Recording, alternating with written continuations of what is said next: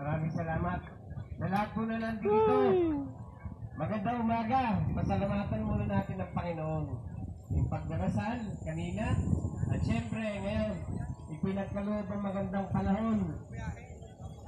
Maraming salamat sa nag-organize ng meeting natin. Pinubaya ako sa ating tourism officer. Saludo ang bayan ng Cuenca sa iyo at sa mga kasama, sa mga empleyado.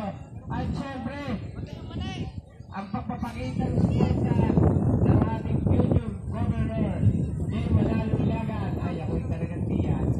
Ako'y talagang tingkarado. At yan na ang ating Vice Mayor,